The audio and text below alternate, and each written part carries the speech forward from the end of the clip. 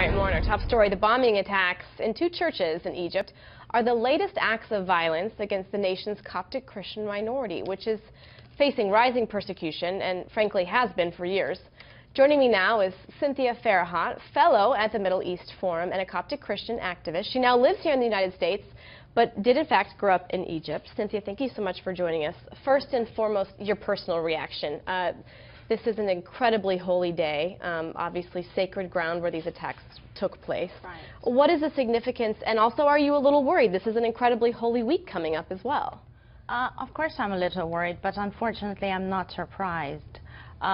President Sisi recently visited the United States, and he called this a satanic ideology. My question to the president, if it's a satanic ideology, why is the state-run university, Al-Azhar Islamic University in Egypt, indoctrinating hundreds of thousands of its students to adopt the ISIS-style beliefs? That's that book, and that's the significance of you having this book here. Precisely. This is the PhD of the blind sheikh, Omar Abdurrahman.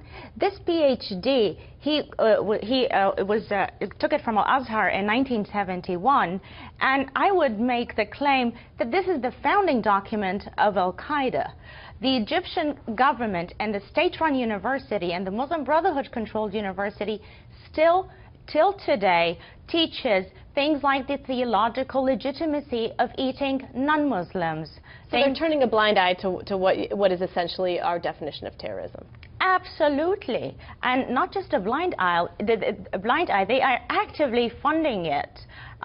There are almost 39,000 foreign students currently learning these teachings at Al-Azhar University. Do you have any American citizens that are indoctrinating these ISIS-style beliefs in Egypt?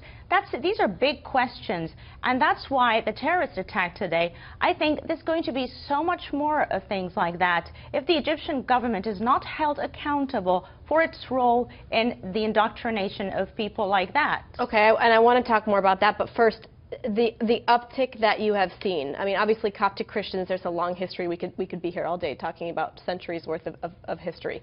But in the past 10 years or so, are you seeing an uptick, and is it related to what you're referring to? Absolutely. And the more the Muslim Brotherhood have issues within Egypt, and the more things tighten up, the more we are going to see terrorist attacks like this.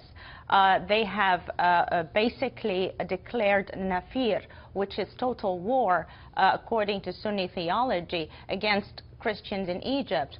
And the government is still very reluctant to address this issue from its root cause by failing to stop the spread of these teachings and this ideology. All right, Cynthia, that's all the time we have today. I know that Egypt has about 91 million people and about 10% are Coptic Christians, so your voice is being heard. Thank you so much for joining us today. Appreciate it.